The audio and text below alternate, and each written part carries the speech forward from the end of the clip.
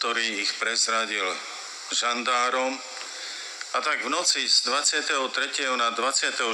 marca 1944 prišli do obce asi 10 nemeckí žandári, vtrhli do ich domu, najprv zastrelili v spánku 3 Židov a potom vystrielali aj ostatných. Természetesen akadt áruló, feljelentette őket a rendőröknek, aztán ez a jelentés ment tovább. Március 23-áról 24-ére 1943-ban a faluba betörtek éjszaka a németek, rögtön az Ulm család házába. Elsőként 3 zsidót rögtön lelőtték, 3 zsidót lelőttek, és aztán elővették a többieket. Jozefa a jeho manželku Viktóriu, ktorá bola už vo vysokom štádiu tehotenstva, vyviedli pred dom a po krátkej porade ich zastrelili, ako aj všetky ich deti. A údajne Viktória v tom šoku, ktorý prežívala, v tom strese, začala rodiť a tak žandári vlastne zastrelili ženu, ktorá rodila. Józsefet és Viktóriát kivonszolták az udvarra és agyonlőtték. A nagy stresszben valószínűleg, vagy úgy tudjuk, hogy Viktóriánál elkezdődött a szülés, és így valójában a rendőrök agyonlőttek egy szülő édesanyját. Vlastne v tejto akcii žandári zabili 17 ľudí, potom začali rabovať farmu a majetok zavraždených, donútili dedinčanov, aby vykopali 2 jamy, do jednej nahádzali telá zavraždených Židov a do druhej rodinu Ulmových. A németek és a náci katonák 17 embert lőttek agyon ebben a faluban, majd elkezdték a fosztogatást, és az embereket arra kényszerítették, hogy 2 lyukat ássanak ki a földbe, gödröt, amelybe az egyikbe a zsidókat dobáltak, a zsidók holttesteit, a másikban a többiekét. Jedna zo žien si spomínala na strašný nárek detí, keď žandári zastrelili ich rodičov. Ich krik bol po každom výstrele slabší a slabší, až nastalo ticho, keď zastrelili aj posledné dieťa. Najstaršie z týchto detí malo 8 rokov, najmladšie 1,5 roka. A prečo zabili tieto deti? Žandári odpovedali preto, aby dedina s nimi nemala starosti. A rendőrök aztán sorra kezdték lőni az embereket. Egy asszony visszaemlékezett arra, hogy milyen gyermeksírást lehetett, milyen erős gyermeksírást hallani, ami fokozatosan gyengült, még végül teljesen elhallgatott. És amikor megkérdezték a rendőröket, a katonákat, hogy miért lőték agyon a gyerekeket, az volt a válasz, hogy ne legyen a falunak gondja rájuk. Samozrejme, že môžu sa niektorí pýtať, prečo, alebo ako je to možné, že bolo blahorečené aj to dieťatko, ktoré ešte nebolo na svete, alebo v tom čase prichádzalo na svet. Valaki megkérdezhetne, hogy miért volt boldog ávatva, tehát a szentek sorába felfogadva az apró kis gyermek is, amelyik még meg sem született, vagy éppen folyamatban volt a világra jötte. Môžeme ponúkať nejaké komplikovanejšie odpovede, ale môžeme to povedať jednoducho. Aj deti, ktoré boli zabité v Betleheme v čase Ježišovho narodenia, tak tiež neboli pokrstené, nedostali kresťanskú výchovu a tiež ich dnes poznáme ako sväté neviniatka. A pritom to dieťatko, ktoré sa rodilo v rodine Ulmovcov, samozrejme, že tam bol jednoznačný úmysel ho pokrstiť a vychovať v katolíckej viere.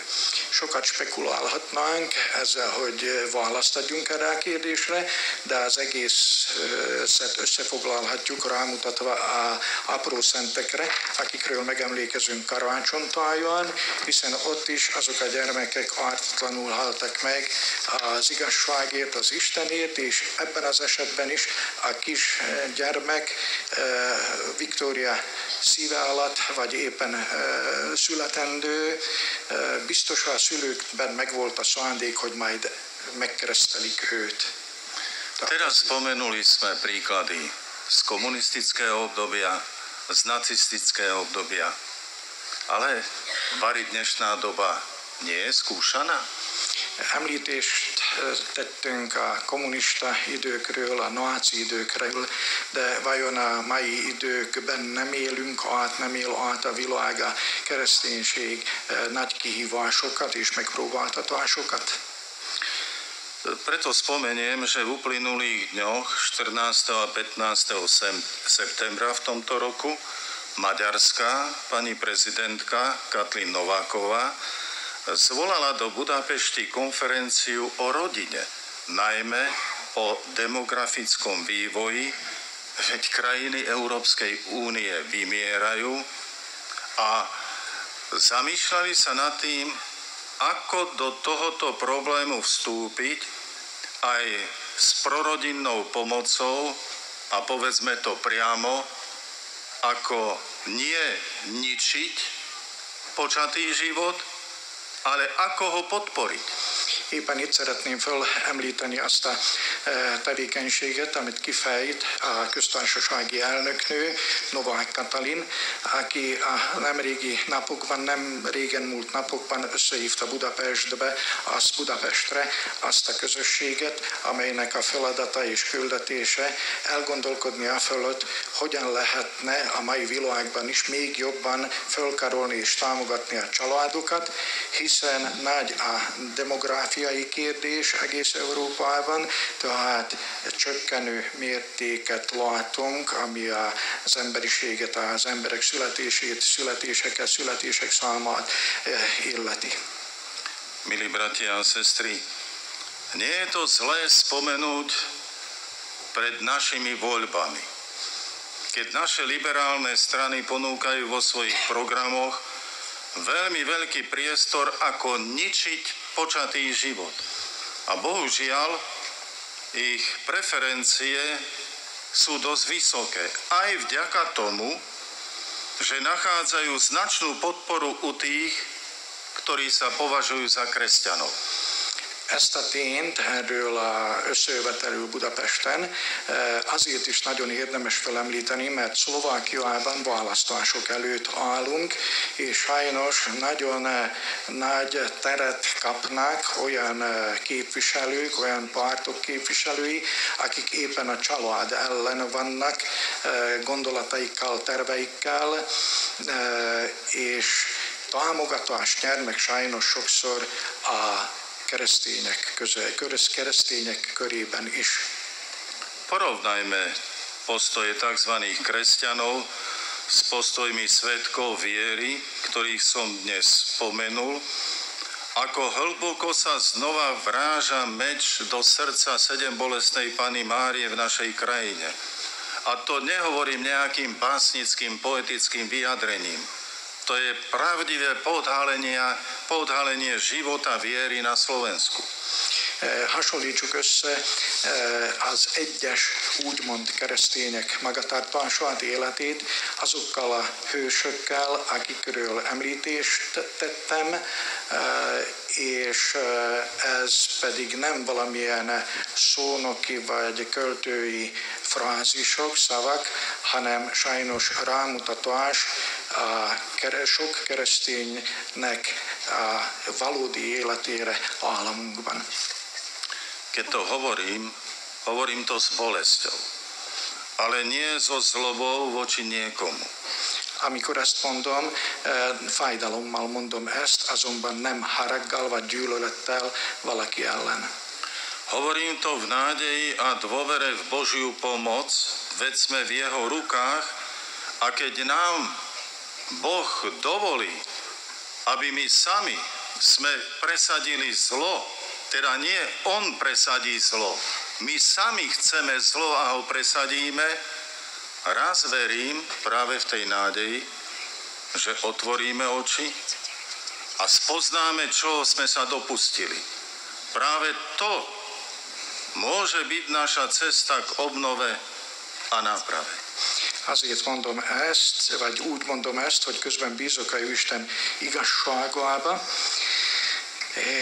és abba, hogy ha valamilyen rossz elé nézünk, akkor lehet, és el kell ezen gondolkodni, hogy azt a rosszat nem idézzük elő mi magunk döntésünkkel, és ilyenkor arra kellene gondolni, hogy egyszer majd ott állunk az igazságos bíró előtt, és ez kellene, hogy sarkaljon bennünket a rossz elleni harcban és a jó melletti kiállásban. Aj v týchto ťažkých skúškach som sa veľmi potešil teraz v stredu 13. septembra, keď sme si v Rožňavskej katedrále a predtým na nádvorí biskupského úradu pripomenuli 20 rokov návštevy svätého Jána Pavla II. V Rožňave. Nagyon megörültem ezen megpróbáltatások közepette, amikor átéltük a 13-át ezen a héten, vagy a múlt héten, amikor a Rozsnyói Székesegyházban és végképp Rozsnyón megemlékeztünk a Szent Atya, második Szent János Pál pápa látogatásáról 20 évvel ezelőtt egy házmegyénkben és városunkban. A keďže viacerí ste boli prítomní, či vy bratia kňazi, diakoni alebo pútnici so svojimi deťmi, rád to spomínam práve v dnešný 16. deň mesiaci, keď sa modlíme za našu diecézu, za pokrstených, pobirmovaných, hľadajúcich Boha i za mňa ako diecézneho biskupa. Megemlékezem erről a 13-áról azért is nagy örömmel, mert sokan ott részt vettetek, és láthattunk sok családot, fiatal családokat és gyermekeket.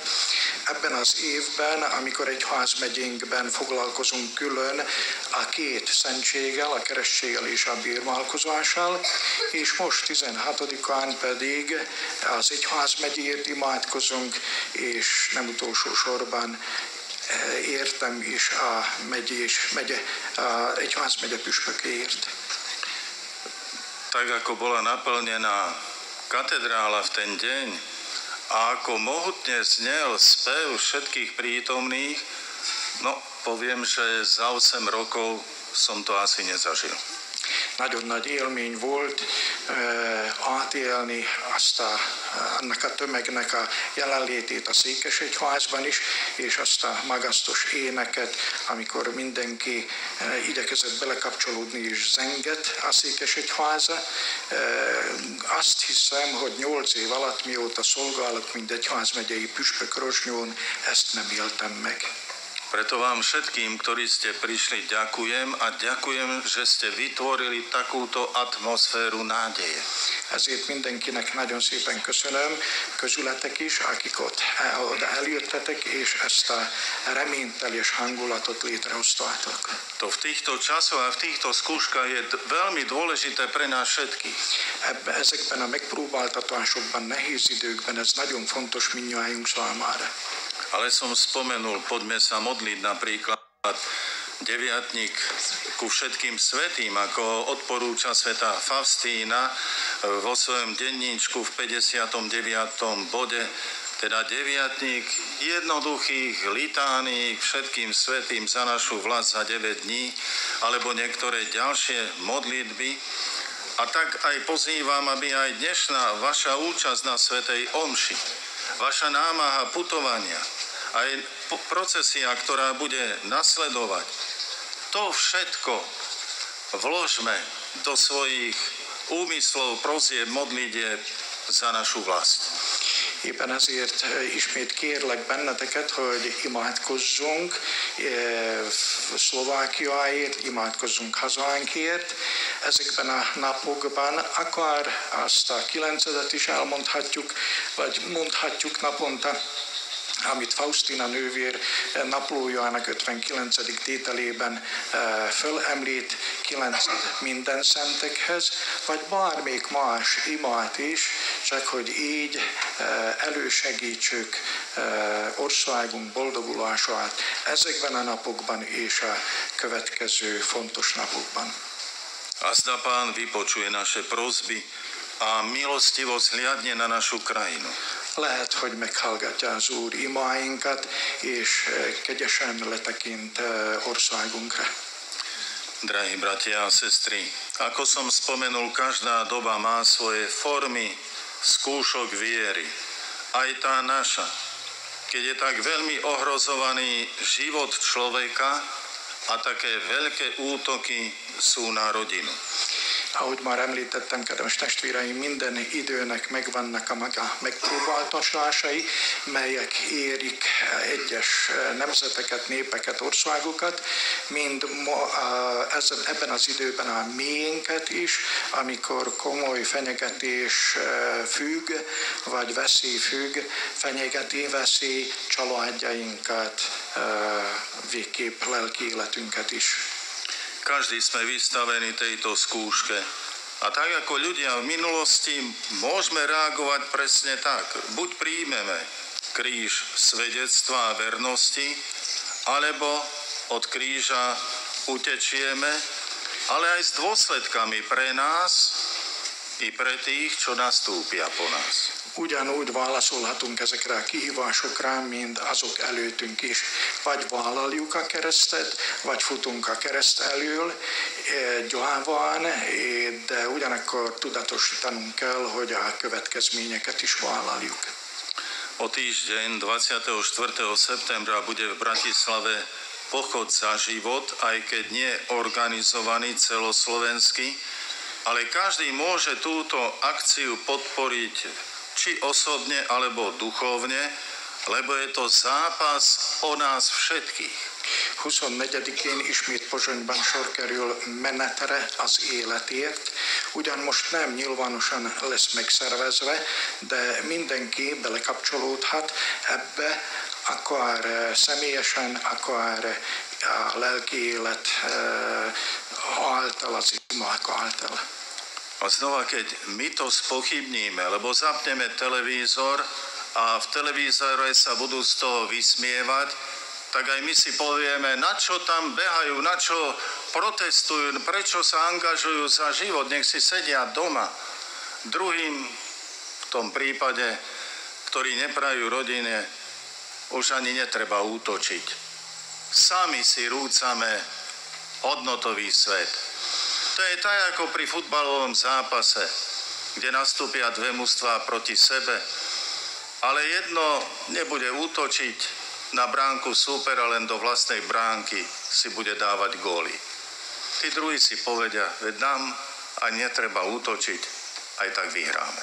Ismét arról van szó, hogy ha egyszerűen tudatosítjuk ezt a menetet az életét, vagy bekapcsoljuk a tévét és fogjuk látni a fölvételeket erről, és azt is, hogy sokan hogyan gúnyolják az ott jelenlévőket, lehet, hogy valaki úgy válaszol közülünk is, hogy hát minek mentek oda, mit szaladgálnak ott ide-oda, de akkor a dolog olyan öngólt lövünk, mintha amikor két csapat focizik, az egyik igyekszik, a másik pedig csak ölbetett kézzel vár, vagy még a saját kapuját támadja. Niektorí hovoria, treba nám viesť dialóg s inak zmýšľajúcimi ľuďmi. Vannak, akik azt mondják, hogy szükség van arra, hogy dialógust vezessünk másképp gondolkodó emberekkel. Áno, treba, ale všimnite si, aký majú program. Čítajte to, nepodceňujte to. Čo chcú vniesť do školy, čo chcú vychovať z vašich detí, čo chcú robiť v zdravotníctve voči chorým, starým a tak ďalej. Čítajte to, je to zverejnené. Oni sa tým chvália. A medzi oklamanými ľuďmi bohužiaľ získavajú percenta, ale dopadne to na nás všetkých.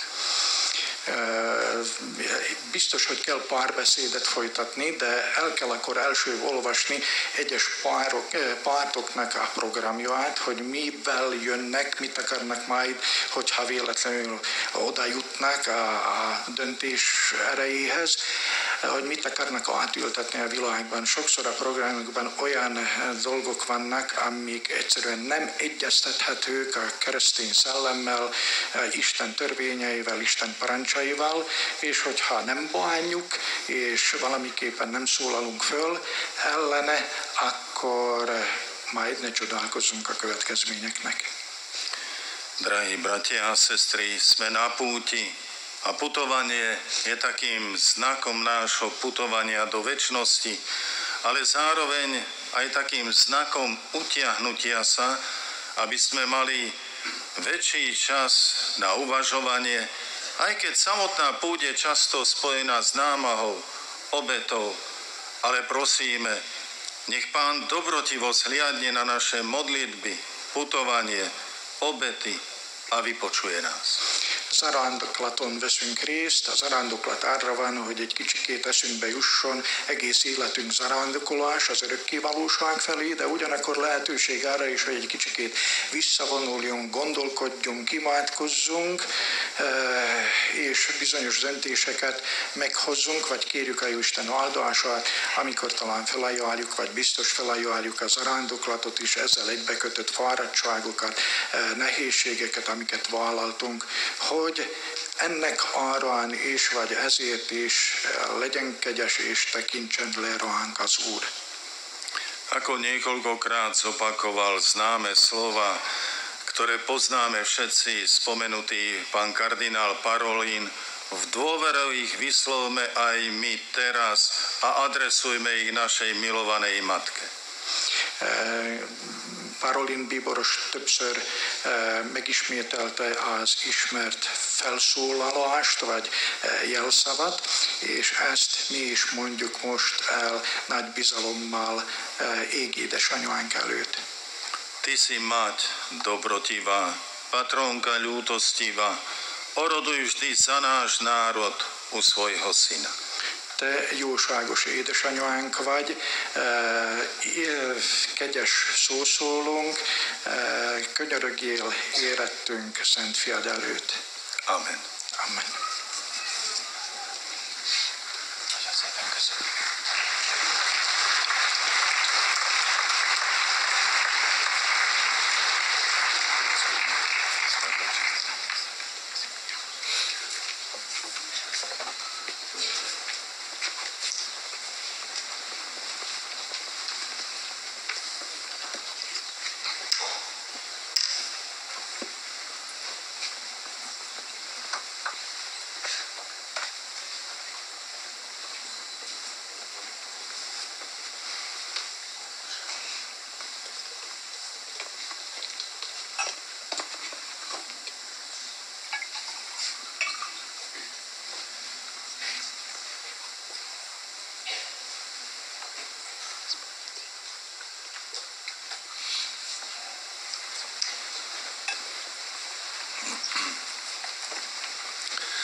Bratia a sestry, v tejto spoločnej modlitbe